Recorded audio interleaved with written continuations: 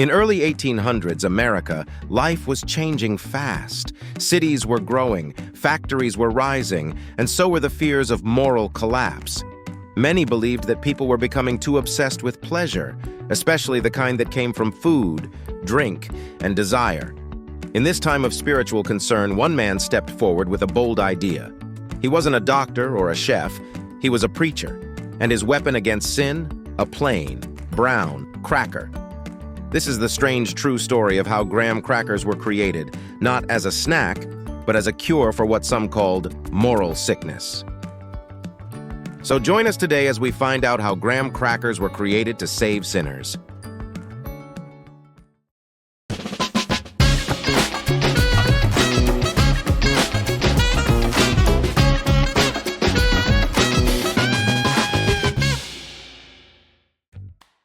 Today, graham crackers are a childhood delight.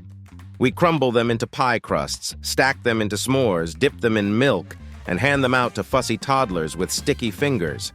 But behind this innocent little snack lies a story that's, well, not so sweet. You see, the graham cracker wasn't born from a desire to please the palate. No, it was born from fire and brimstone, and a firm belief that indulgence could lead to damnation. Let's rewind the clock to the early 1800s in America, a young nation struggling with its identity. While many were building cities and railroads, others were worrying, deeply, about the moral decay of society. And no one worried louder or longer than a man named Sylvester Graham. Graham was a Presbyterian minister, but he wasn't exactly your standard preacher. He was more of a crusader, a man on a mission with the moral certainty of a prophet and the charisma of a traveling salesman. And his enemy? Pleasure. More specifically, indulgence in food, lust, and especially anything that made people feel too good. Graham believed that the key to salvation wasn't just prayer or penance, it was diet. He thought that what you ate could purify your soul. His core belief was this: spicy, flavorful, or rich food could inflame the senses, and inflamed senses led to sinful behavior, particularly of the solitary variety. Yes, Graham was deeply concerned about what he called self-abuse, and he believed bland food could keep the population pure. It may sound extreme now, but back then, Graham had quite the following. He was a key figure in what was known as the temperance movement, a wave of social reform that promoted sobriety, sexual restraint, and a return to natural living. And his proposed diet was strict. No alcohol, no meat, no white flour, and certainly no rich sauces or condiments. Instead, Graham promoted a plant-based, high-fiber diet built around whole grains. And from this obsession with purity and fiber came the Graham bread. Coarse, brown, and virtually tasteless, this was the precursor to the graham cracker.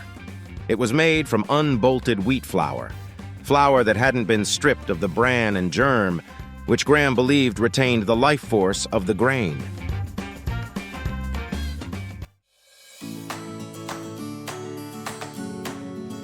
Graham didn't bake the bread himself. In fact, he wasn't a chef or baker at all. But he inspired others, especially health reformers and entrepreneurs, to try their hand at it. Soon, graham flour became a buzzword in the emerging world of health foods. Bakeries across the northeastern United States started advertising graham bread as a cure-all, a moral shield baked into every loaf. Now, it's worth noting that Graham never intended his bread to be sweet or snackable. But then again, history has a way of surprising us. Enter the industrial age, the late 19th and early 20th centuries. America was growing, and with it came a hunger for convenience, portability, and yes, sugar. Companies like the National Biscuit Company, later known as Nabisco, saw an opportunity. They took Graham's original whole wheat formula, tweaked it, sweetened it, and flattened it into a crisp, lightly sweetened cracker.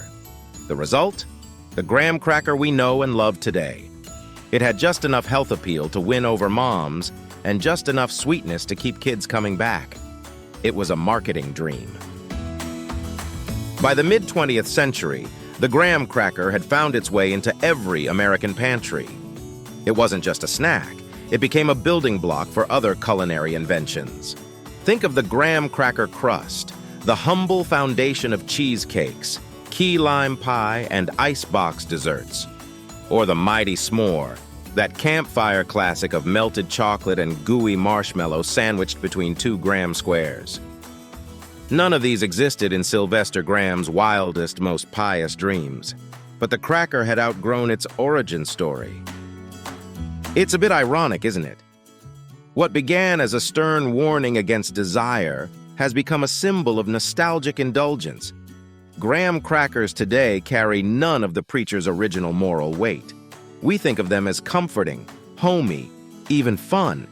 They remind us of childhood snacks, of grandparents' kitchens, of camping trips and bake sales. And that's the funny thing about food history.